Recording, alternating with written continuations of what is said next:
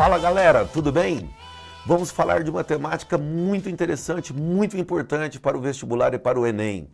A questão das regiões metropolitanas oficiais no Brasil. Vamos recordar algumas questões conceituais para podermos aplicar nas nossas diferentes formas de avaliação. Pensando em quê?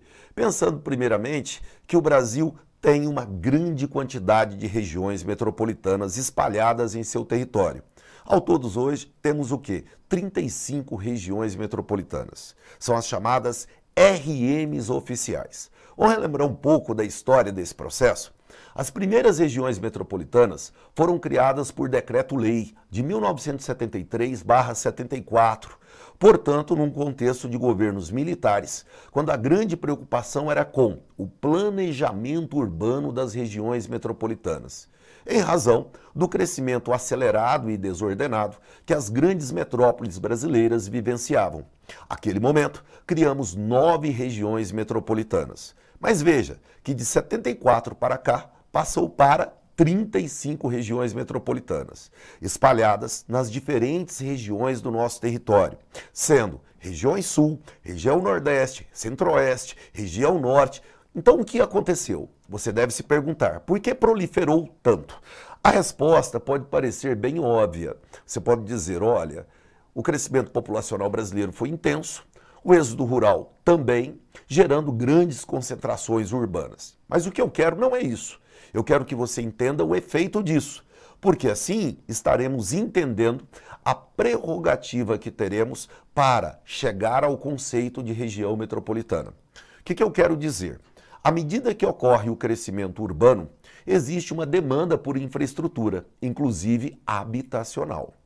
Isso vai gerar o quê? Um processo denominado expansão urbana, horizontal e vertical. A expansão horizontal vai acabar determinando uma realidade de novos bairros, novos setores que vão ocupar o espaço territorial de um dado município. Significa dizer, então, que esses municípios podem se conurbar, ou seja, se integrar física e socioeconomicamente, fazendo uso de uma mesma infraestrutura.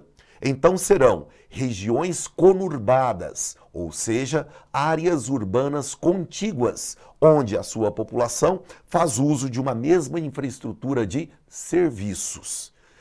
Assim, quando nós chegamos no ano de 1988, ocorreu uma mudança na legislação, onde o poder de criação das regiões metropolitanas foi transferido para quem? Para as unidades federativas, que passam a ter a prerrogativa de criar as regiões metropolitanas em razão das realidades de cada unidade federativa. O número de regiões metropolitanas cresceu significativamente, porque o planejamento urbano passa a ser uma necessidade para dar conta da demanda de infraestrutura. Então isso muda na Constituição de 88. Assim, a Constituição de 88 passa a ser um ponto que é o marco da transição do governo federal para os governos estaduais. O que transferiu? O poder de criar regiões metropolitanas. Dito isso, é interessante você observar então, e aí você vai acompanhar conosco na tela, o que é esse fenômeno conurbador. Acompanhe, por favor. Estamos colocando aqui uma exemplificação, onde nós temos uma situação de número 1, em que temos em negrito a população de um município e a população de outro. O que vamos perceber que essa população ela cresceu significativamente e, por consequência, esta população começará a ocupar o espaço territorial do município. De que forma? Observe que esses pontinhos é o limite de cada município. O que eu tenho então? Situação 2. Observe que essa população começou a se expandir. O que significa isso? Uma expansão horizontal, ou seja, tivemos o surgimento de novos bairros ou municípios, até que a mancha ocupada passa a ser essa do momento 2, da situação 2. O que você vê?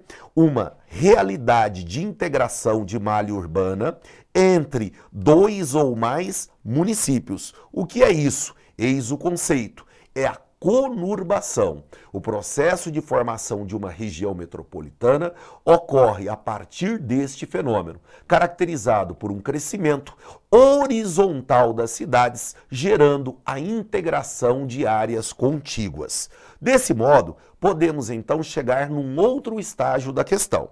Qual seria a vantagem de ter uma região metropolitana? Primeiro, o aspecto estrutural. Você passa a ter uma infraestrutura de serviços públicos e privados que vai atender melhor a população.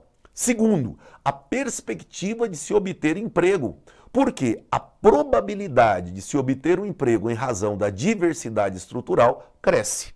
E desse modo, as pessoas começam a enxergar na região metropolitana um local ideal para desenvolver as suas relações socioeconômicas. Porém, há de se observar também que teremos desvantagens. Afinal, do mesmo modo que eu vou obter uma vantagem, eu posso também entender que pode ocorrer algum tipo de desvantagem. E normalmente, o vestibular, o próprio Enem, vai dar mais atenção para essa temática. Com destaque, primeiro, para problemas ambientais, tais como o aumento da poluição do ar, a redução das áreas com vegetação. O que eu tenho? Problemas ambientais ligados à questão da qualidade de vida.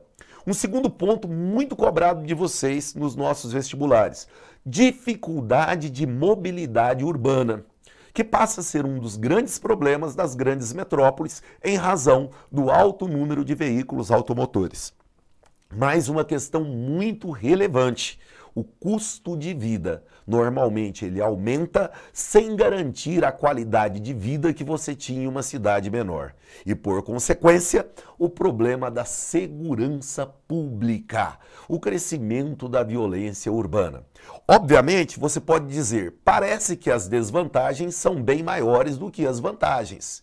Logo, você pode questionar viver em grandes cidades e optar por morar em uma cidade menor. Mas será que você vai ter a mesma infraestrutura de serviços? Então nós devemos sempre pegar essa questão no vestibular, no Enem, atento para esses aspectos. No nosso próximo encontro, eu vou enfatizar o que é esse fenômeno de expansão urbana e de caráter horizontal e de caráter vertical. E discutir com você também a problemática da gentrificação urbana. Ficou curioso? Te aguardo na próxima. Grande abraço!